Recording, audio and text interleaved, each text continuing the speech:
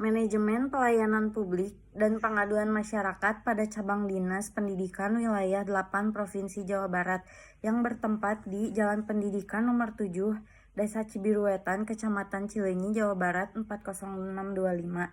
Di sini saya Ayunda Nurul Fikri, NIM saya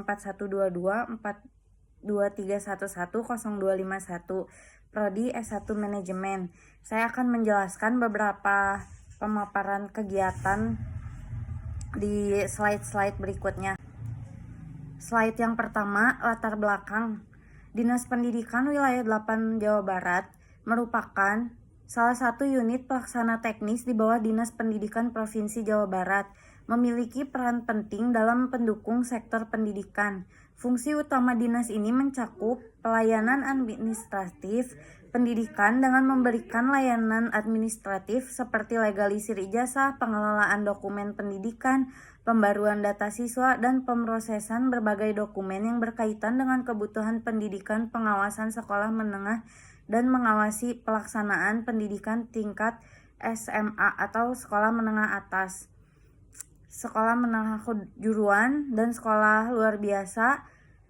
Pengawasan ini bertujuan untuk memastikan bahwa pendidikan di wilayah Kabupaten Bandung dan Kabupaten Sumedang berjalan sesuai dengan standar mutu yang telah ditetapkan.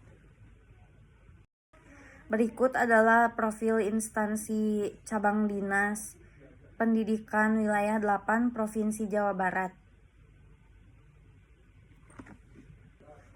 Selanjutnya ada sejarah instansi. Sesuai dengan peraturan Kementerian Dalam Negeri atau Permendagri nomor 12 tahun 2017 tentang pedoman pembentukan dan klasifikasi cabang dinas dan unit pelaksana teknis daerah, Dinas Pendidikan Jawa Barat menghilangkan Balai Pelayanan dan Pengawasan Pendidikan atau BP3 wilayah dan digantikan dengan cabang dinas. Cabang dinas adalah bagian dari perangkat daerah penyelenggara urusan pemerintahan, bidang pendidikan menengah, kelautan dan perikanan, energi dan sumber daya mineral, dan kehutanan yang dibentuk sebagai unit kerja dinas dengan wilayah kerja tertentu. Dinas Pendidikan Jawa Barat membentuk 13 cabang dinas dan 1 balai baru, yaitu Balai Teknologi Informasi dan Komunikasi Pendidikan atau Tikomdik.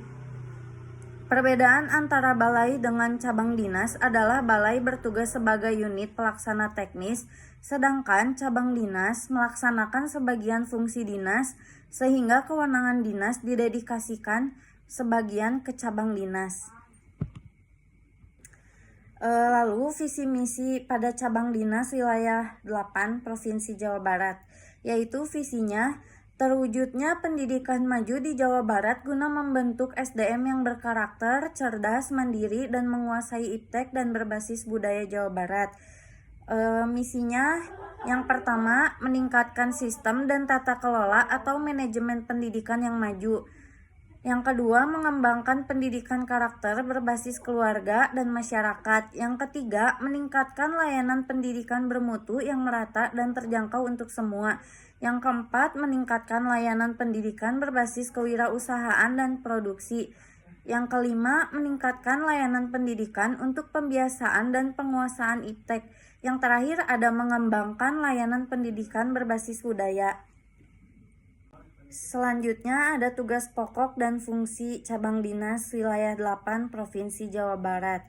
Berdasarkan Peraturan Gubernur Jawa Barat Nomor 70 Tahun 2017 tentang tugas pokok, fungsi, rincian tugas unit, dan tata kerja cabang dinas dan unit pelaksana teknis daerah pada Dinas Pendidikan Provinsi Jawa Barat. Yang pertama ada cabang dinas pendidikan wilayah 8 mempunyai tugas pokok membantu kepala dinas dalam melaksanakan sebagian urusan pemerintahan bidang pendidikan yang menjadi kewenangan daerah provinsi di wilayah kerjanya, meliputi pelayanan dan pengawasan pendidikan. Yang kedua, untuk menyelenggarakan tugas pokok sebagaimana termaksud ayat 1, cabang dinas pendidikan wilayah 8 mempunyai fungsi A. Penyelenggaraan koordinasi dan pelaksanaan kebijakan dan program pendidikan wilayah 8. B. Penyelenggaraan pelayanan administrasi dan operasional urusan bidang pendidikan wilayah 8, meliputi pelayanan dan pengawasan pendidikan. C.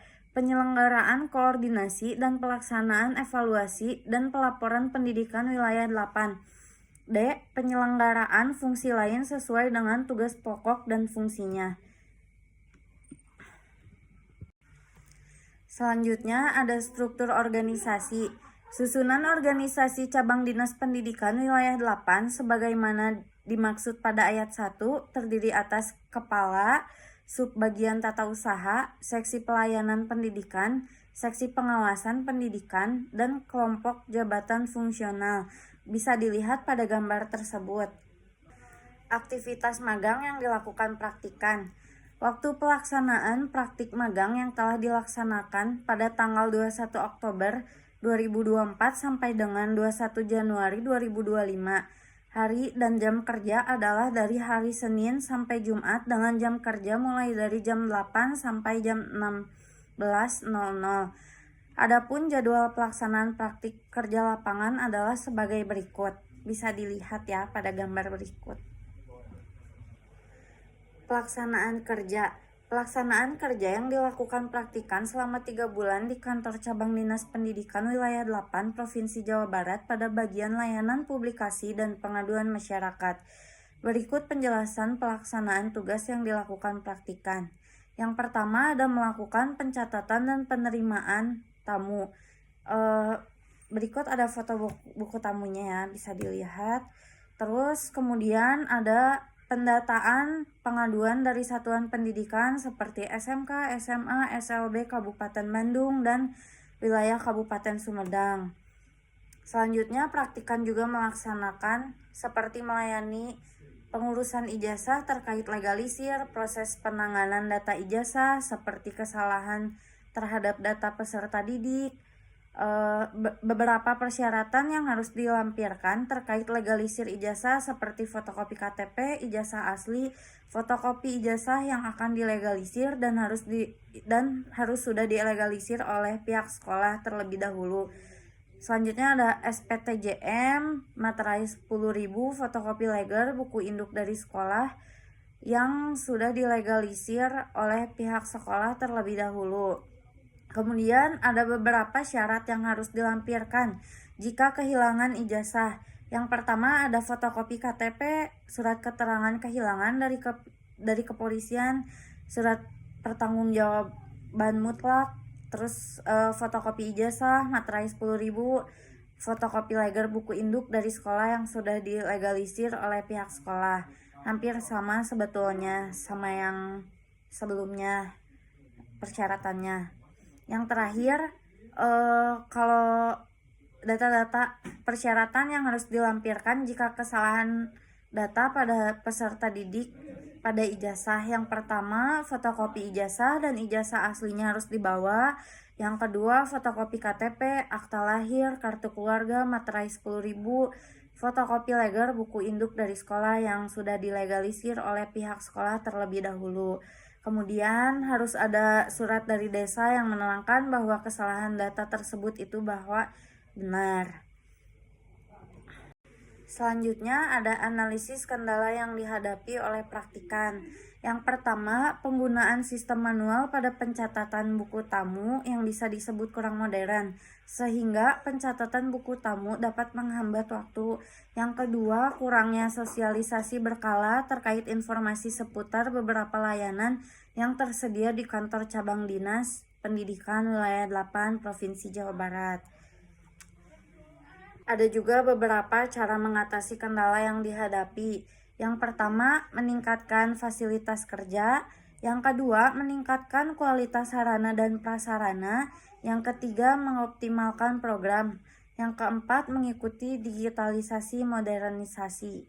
Kesimpulan, berdasarkan dari hasil magang di cabang Dinas Pendidikan Wilayah 8 Provinsi Jawa Barat menunjukkan bahwa manajemen layanan publik telah berupaya memberikan pelayanan administratif yang baik, namun masih menghadapi kendala seperti implementasi sistem pelayanan manual yang memerlukan modernisasi. Penanganan pengaduan masyarakat juga masih menghadapi tantangan seperti kurangnya sosialisasi prosedur layanan. Oleh karena itu, digitalisasi dan modernisasi sangat penting untuk meningkatkan efisiensi, akurasi, dan kecepatan layanan. Selain itu, fasilitas kerja yang memadai juga dibutuhkan untuk mendukung optimalisasi layanan publik dan meningkatkan produktivitas karyawan. Ada juga saran dari saya untuk meningkatkan manajemen pelayanan publik dan pengaduan masyarakat di cabang Dinas Pendidikan Wilayah 8 Provinsi Jawa Barat. Beberapa saran yang dapat dijadikan pertimbangan adalah implementasi sistem digital, sosialisasi berkala, peningkatan fasilitas kerja, pelatihan karyawan, dan evaluasi rutin. Dengan menerapkan langkah-langkah tersebut, diharapkan kualitas pelayanan publik dan penanganan pengaduan masyarakat dapat ditingkatkan secara signifikan, sehingga memberikan manfaat yang optimal bagi masyarakat. Selanjutnya juga ada gambaran untuk masa depan. Pengalaman magang ini memberikan pandangan yang jelas tentang dunia kerja di sektor pelayanan publik dan memperkuat minat untuk berkarir di bidang administratif dan manajemen publik. Praktikan juga memperoleh pelajaran berharga tentang pentingnya teknologi dalam meningkatkan efisiensi kerja dan berharap dapat terus berkembang dan berkontribusi lebih baik di masa mendatang dengan memperkaya profesionalisme, keterampilan teknis, dan kepribadian. Terima kasih.